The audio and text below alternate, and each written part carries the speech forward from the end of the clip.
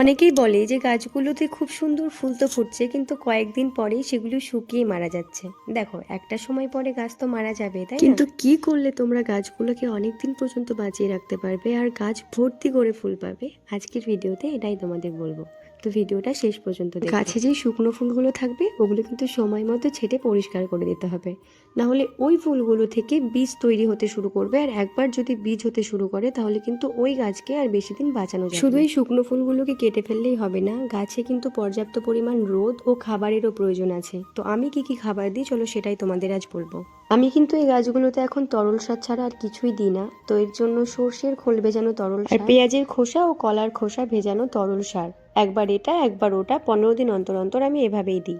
এই জিনিসগুলোকে প্রথম 3-4 দিন জলে ভিজিয়ে রাখতে হবে, আর তারপরে আরও বেশ কিছুটা পরিমাণ জলের সাথে ওই জলটাকে মিশিয়ে তারপর প্রত্যেকটা গাছের গোড়ায় দিয়ে দেবে।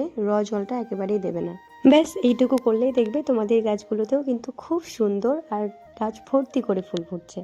তো আজকের এই ভিডিওটা তোমাদের কেমন লাগলো জানিও, আর ভালো লাগলে লাইক কমেন্ট শেয়ার করতে একদম ভুলো না। আর যারা ইউটিউব থেকে দেখছো তারা সাবস্ক্রাইব করে দিও।